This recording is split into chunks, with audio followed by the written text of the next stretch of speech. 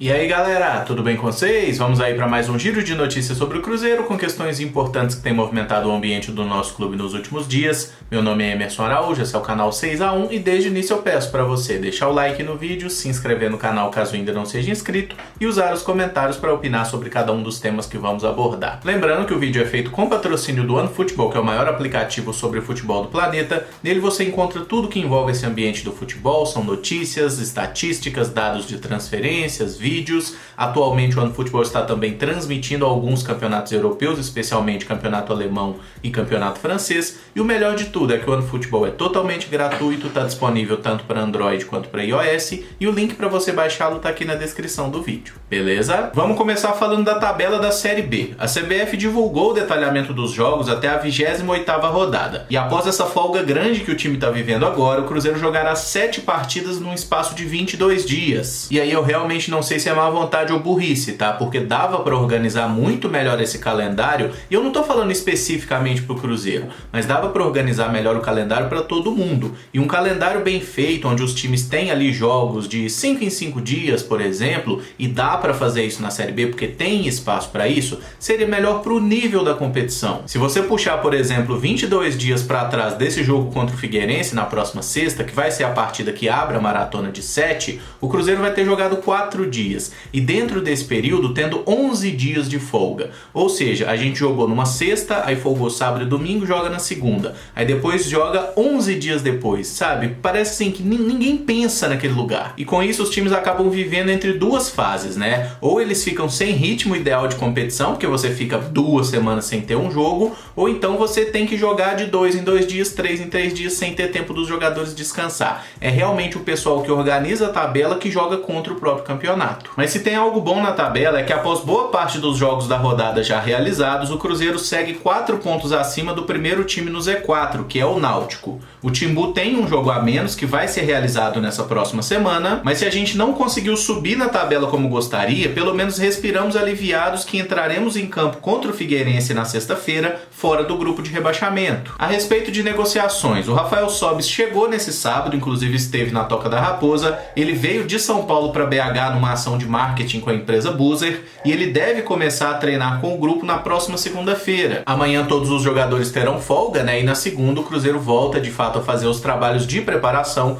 para o jogo que é só na sexta que vem. E aí se o Sobis vai ser aproveitado ou não nesse jogo de sexta depende do nome dele constar no bid, né, durante a semana até a quinta-feira. Esperamos que isso não seja problema. A respeito do Copete, a vinda dele para o Cruzeiro ou não vai ser definida na próxima terça-feira, dia 17. Nesse dia, o Conselho do Santos vai se reunir e um dos assuntos é se eles aceitam ou não a proposta para emprestar o jogador para o Cruzeiro até o fim da Série B. Já falamos bastante sobre esse jogador, né? Ele seria emprestado justamente porque o Santos não pode inscrevê-lo na Série B. O clube paulista está punido pela FIFA, não poderá aproveitar o jogador de toda forma e se eles emprestarem para o Cruzeiro é uma forma de reduzir o prejuízo. Mas a gente tem que aguardar porque tudo pode acontecer nessa terça-feira, inclusive nada, né? A gente está acostumado a ver como que é politicagem no futebol e essas reuniões de conselho são sempre imprevisíveis, mas na terça-feira deve ter aí uma definição. Agora sobre saídas, o Cruzeiro anunciou ontem, né, sexta-feira, que 2 jogadores chegaram a um acordo para rescindir os seus contratos amigavelmente, o atacante Robertson e o meia Matheus Índio. O Robertson chegou no início do ano, quando o diretor de futebol era Ocimar Bolicenho e teve a aprovação do então técnico Adilson Batista. O nosso Lewandowski marcou apenas um gol em 13 partidas com a camisa do Cruzeiro e tinha contrato até dezembro agora. Já o Matheus Índio foi indicado por Ney Franco e contratado pelo David. Nem chegou a estrear porque quando a punição na FIFA acabou, a comissão técnica do Filipão optou por não utilizá-lo. O vínculo era até o fim da Série B em janeiro do ano que vem. Como eu sempre gosto de lembrar aqui no canal, não odeiem um jogador ruim, tá? Odeiem quem contratou esse jogador. O Robertson certamente queria ser um artilheiro, ele queria ser o Lewandowski.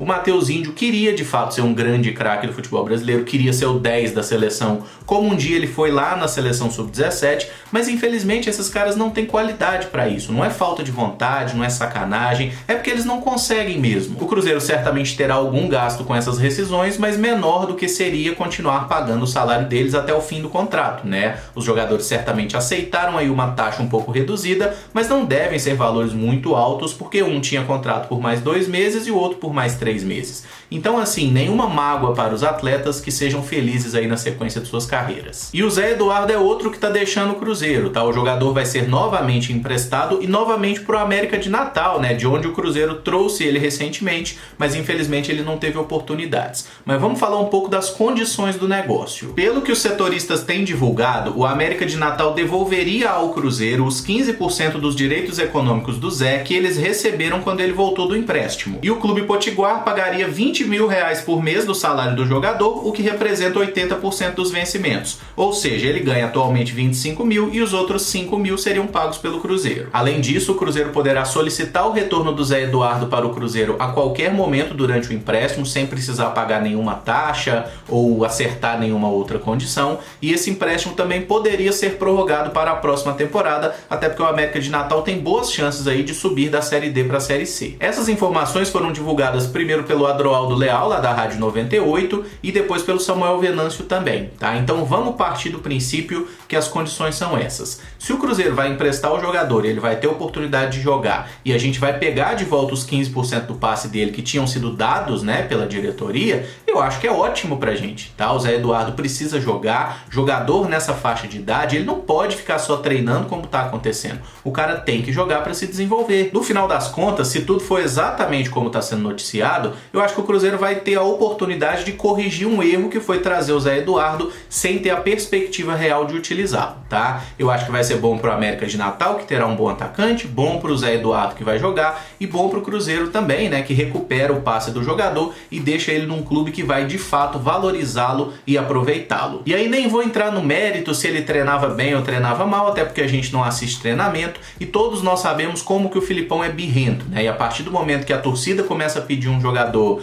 que o pai do cara que é o empresário começa a encher o saco, o Filipão naturalmente, pelo perfil que ele tem, ele vai deixar de usar esse jogador porque ele é chato pra caramba, entendeu? Mas esse é o Filipão, ele sempre foi assim e ele não vai mudar nessa reta final aí da sua carreira, né? Já é um cara de mais de 70 anos. Então que o Zé Eduardo volte para o América de Natal, que dê tudo certo, que meta muito gol e que um dia ele volte para o Cruzeiro para de fato jogar e fazer gol com a nossa camisa. O time feminino do Cruzeiro joga daqui a pouco, 3 da tarde nesse sábado, contra o Ipatinga, pelo Campeonato Mineiro da categoria. A equipe perdeu 9 jogadoras que testaram positivo para o Coronga, mas ainda assim vai ter jogo, porque o Ipatinga não concordou com o adiamento. Com isso, o Cruzeiro vai ter apenas 11 atletas à disposição no jogo de daqui a pouco, sendo que são 2 goleiras, tá? Então a gente não vai ter ninguém no banco e uma goleira vai jogar na linha. Enfim, vai ser um jogo deveras diferente, né? Tomara que o Cruzeiro consiga vencer, que as cabulosas superem tudo isso, né? E vai ser muito legal se elas conseguirem ganhar, e de preferência se a goleira jogando na linha